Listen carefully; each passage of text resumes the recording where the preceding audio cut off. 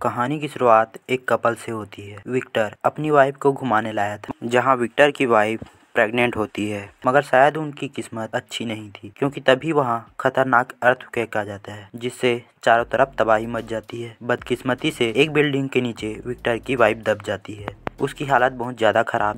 जब उसे हॉस्पिटल ले जाया गया तो डॉक्टरों ने देखा कि मामला काफ़ी क्रिटिकल है और वो लोग सिर्फ किसी एक को ही बचा सकते हैं, जिसका मतलब अब विक्टर को बहुत ही मुश्किल फैसला लेना था कि वो अपनी वाइफ को बचाए या अपने बच्चे को। अब सीन 13 साल बाद शिफ्ट होता है तो विक्टर को अपनी बेटी एंजिला के साथ देखते हैं। मतलब साफ था कि उस दिन विक्टर ने अपनी बेटी को ही बचाया था। एंजिला ने कभी अपनी माँ को देखा नहीं था, तो उसे बहुत शौक था कि काश वो किसी तरह अपनी माँ से बात कर सके या उन्हें देख पाए। इसी शौक के चलते वो अपने दोस्त कैथरीन के साथ जंगल में जाता।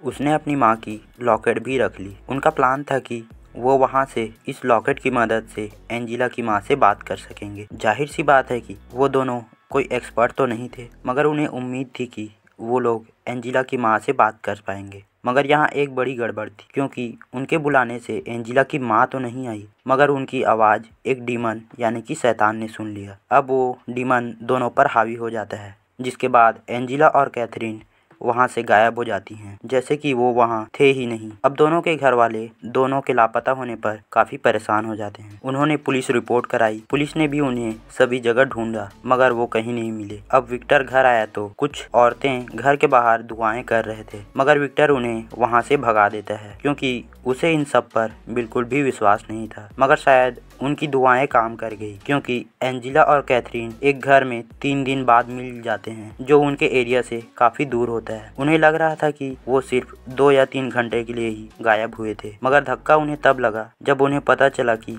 वो 2-3 घंटे नहीं बल्कि पूरे 3 दिन गायब थे। एंजिला और कैथरीन अब काफ़ी अलग लग रही थी। उनका हाव भाव, बर्ताव सब कुछ बदल गया था। वे खाना नहीं खाती, अजीब रहते थे। उनके अंदर ऐसी ताकत आ गई थी जो 13 साल की बच्चियों में होना नामुमकिन था। ये दोनों एक दूसरे को महसूस भी कर सकते थे, क्योंकि इन्हें एक ही डीमन ने पोजेस किया था। एंजिला की हालत बिल्कुल खराब होती जा रही थी। वो विक्टर को मारने लगी और बार बार अपनी माँ से मिलने की जिद करने लगी, यहाँ तक कि उसने खुद के नाखून भी उखाड़ लिए, अपने पेट पर निशान बना लिए थे। ये देखकर उसे हॉस्पिटल में एडमिट कराया गया। ना सिर्फ एंजिला का बल्कि कैथरीन का भी यही हाल था। उसके मिलने की खुशी में चर्च में दुआएं करा रहे थे, जिससे वो चिढ़ जाती है और वहाँ का सारा खाना और शराब फेंक देती है। खुद का हुलिया भी खराब कर लिया था। अजीब हालत में वो चर्च में आकर जोर जोर से चिल्लाने लगती है, क्योंकि उसके अंदर के डीमन को ये सब बिल्कुल भी अच्छा नहीं लग रहा था। अब उसे भी उसी हॉस्पिटल में ले जाया जाता है। दोनों की हालत देखकर कैथरीन के मॉम डैड कहते हैं कि जरूर लड़कियों ने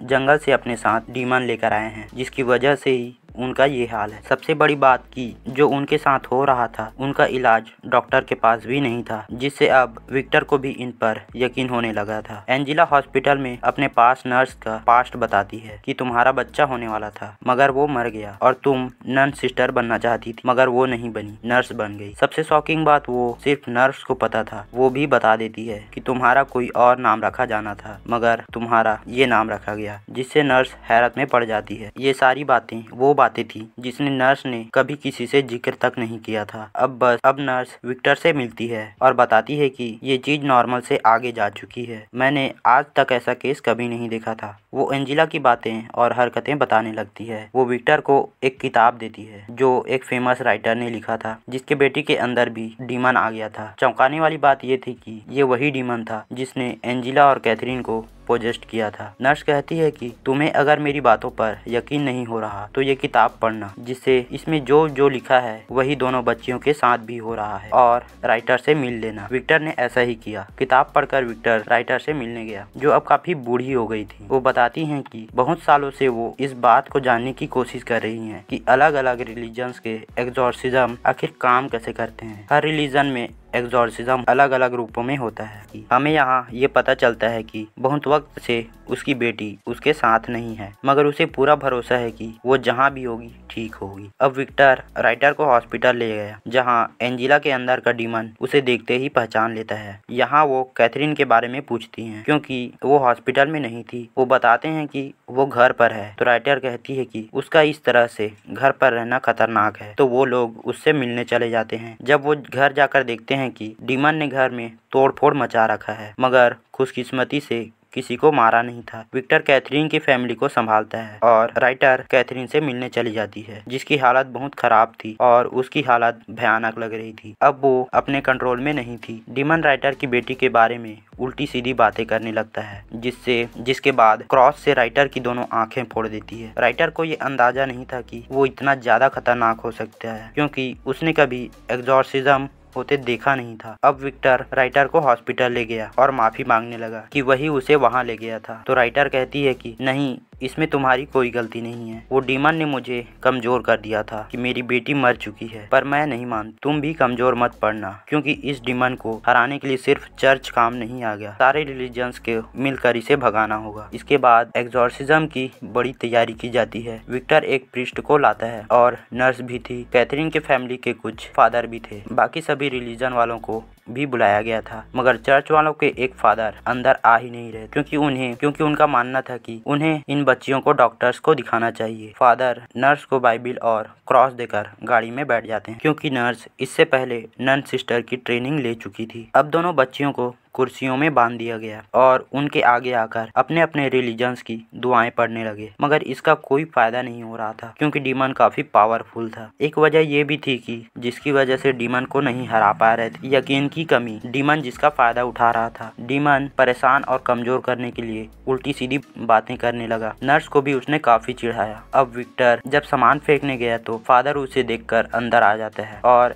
एग्जॉर्सिज्म स्टार्ट कर देता है, जिससे डीमन कमजोर होने का नाटक करता है। और जैसे ही फादर पास आता है, उसकी गर्दन मरोड़कर उसे दर्दनाक मौत मार देता है, जिसे देखकर सभी लोग काफी डर जाते हैं। अब यहीं ये राज खुलता है। 13 साल पहले जब विक्टर ने अपनी बच्ची को नहीं बल्कि वाइफ को बचाना चाहता था, मगर उसकी वाइफ अपने बच्चे को बचाना चाहती थी। जख्मी होने की वजह से वो मर तो जाती है, जिसके बाद एंजिला को बचाया गया। अब प्रेजेंट में डीमन भी वही शर्त रखता है कि वो उन दोनों में से किसी एक बच्ची को ही बचा सकता। पहले तो किसी को विश्वास नहीं हो रहा था। उन्हें लग रहा था कि डीमन उनके साथ कोई चाल चल रहा है, जिससे वो लोग किसी का नाम नहीं ले रहे थे। मगर थोड़ी देर बाद बच्चों को परेशानी हो रही थी। तकलीफ में देखकर अब विक्टर एंजिला का और कैथरीन के फादर कैथरीन का नाम लेते हैं, मगर जैसे ही कैथरीन के फादर ने बाद में नाम लिया था तो कैथरीन हवा में उड़ने लगती है और उसके मुंह से काले रंग की खतरनाक चीज ऊपर निकलने लगती है। ये वही जगह थी जहाँ डीमन ने दोनों बच्चियों की आत्माओं को रखा था। अब डीमन कैथरीन की आत्मा को अपने लिए इस्तेमाल करने लगा था। असल में डीमन ने उनसे एक चाल चली थी, क्योंकि डीमंस कभी भी बिना इजाजत के किसी की आत्मा इस्तेमाल नहीं करते, मगर अब क्योंकि